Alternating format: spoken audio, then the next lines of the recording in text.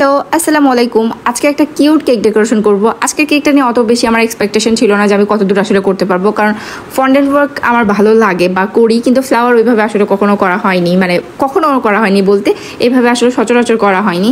তো আজকে ভাবলাম যে এটা একটা এক্সপেরিমেন্ট হয়ে যাক, কারণ অর্ডারটা নেওয়ার পর আসলে ফ্লাওয়ারটা আমি করতেই যাইতে চাচ্ছিলাম না, আমার ভয় লাগতেছিল।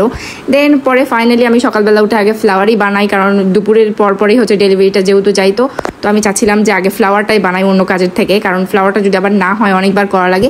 বাট একবারেই করাতেই ফ্লাওয়ারটা অনেক সুন্দরভাবে হয়েছে, যেহেতু ফন্ডেন্টের ফ্লাওয়ার একটু প্যারাদায়ক, এটার জন্য অনেক টুলস লাগে, যে টুলসগুলো আমার কাছে ছিল না। যেমন চাপ দিয়ে একটা ডিজাইন আনা, সেইগুলো কোনো কিছু আমার কাছে ছিল না। আমি একদম হাতে সরাসরি যতটুকু ভালো হয় অতটুকুর মধ্যেই করার ট্রাই করছি।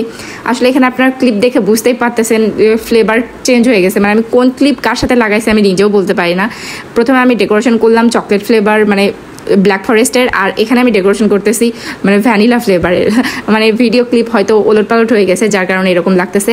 হয়তো আমি ওটার আগের ক্লিপ নিয়ে এরকম হতে পারে, এটা অন্য কেকের ক্লিপ। সো যাই হোক, এটা ব্যাপার না। আমি এটা আসলে ভয়েস ওভার যখন করতেছি তখনই আমি দেখে বুঝতে পারছি যে এটা অন্য কেকের ক্লিপটা চলে আসছে। এখানে আমি কেকটা স্মুথ করে সারা রাতের জন্য ফ্রিজিং করে নিয়েছিলাম, কারণ যেহেতু ফন্ডেন্টের কাজ বসবে সেহেতু হচ্ছে কেকটা অনেক ভালোভাবে আগে ফ্রিজিং করে নিতে হবে। ওপরে ভারী জিনিস বসলে আসলে ভালোভাবে ফ্রিজিং করে নিলে আর ডেলিভারির সময় একটু কম সমস্যা হয়, আর ডেলিভারিটা একটু সেফলি দিতে হয় এই জিনিসগুলো। আর আমি চাই যে এগুলো আমি নিজে হাতে ডেলিভারি করি, কারণ কেন জানি আমি মানে ডেলিভারি ম্যানের উপর ভরসাই করি না।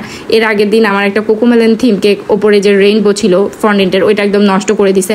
মনটা আমার এত বেশি খারাপ হয়ে গেছে না, কারণ এত কষ্ট করে জিনিসগুলো বানাই আর তারা ডেলিভারি একটু সেফলি দেওয়ার না কারণে জিনিসগুলো নষ্ট হয়ে যায়। যেখানে হয়তো 10 মিনিট লাগতো যাইতে, সেখানে না হয় 15 মিনিটই লাগবে। ভাই তবু তো একটু আস্তে ধীরে যাওয়া উচিত। একজনের এত বড় লস করায় কী লাভ হয় আমি বুঝি না কিছু। এই তো এখানে দেখতে পাচ্ছেন আমি হচ্ছে যে ওপরে 3টা ফ্লাওয়ার ফন্ডেন্টের, আর হচ্ছে নিচে হচ্ছে যে একটা ফ্লাওয়ার দিয়ে দিছি। আর হ্যাঁ, যারা হচ্ছে রিয়েল ফ্লাওয়ারের 50 টাকার দাম শুনে অনেক বেশি হাফায় যান, তারা আসলে এগুলোর দাম শুনলে আর কি বলবেন। কারণ আপনাদের থেকে যখন রিয়েল ফ্লাওয়ারের 50 টাকা 60 টাকা নেওয়া হয়, তখন আপনাদের মনে হয় যে এত প্রাইস কেন ডেকোরেশন চার্জের, কিন্তু আসলে কিন্তু এরকম না। এই ফ্লাওয়ারগুলো একটা করে ফ্লাওয়ার 150 টাকা 200 টাকা পার পিস পড়ে, পার পিস। তাহলে বোঝেন যে এগুলো ডেকোরেশন কেন এত প্যারা বা হচ্ছে কেন এত প্রাইস হয়। তো যাই হোক, এই ব্যাপারে আসলে কথা বলতে চাই না। আজকে একটা বিষয় নিয়ে আসলে মনটা একদমই খারাপ হয়ে গেছে যে কাস্টমারগুলো আমার থেকে রেগুলার নেয়, আমি তাদের থেকে একটা পয়সাও বেশি নিব না, অবশ্যই না। আমার যতটুকু কস্টিংয়ে খরচ হবে আমি ততটুকুই নিব। আমি ভাই 20 টাকা বেশি নিয়ে আমার কি, আমি মহাভারত আমার অশুদ্ধ হয়ে যাবে? কখনোই না। তো এখানে দেখতে পাচ্ছেন এখানে কিন্তু অনেকগুলান পার্লস ইউজ হয়েছে, এগুলার প্রাইসও কিন্তু অনেক বেশি, মানে 20 গ্রাম 60-70 টাকা করে নেয়। তাহলে চিন্তা করেন এখানে অনেক গ্রাম ইউজ হয়।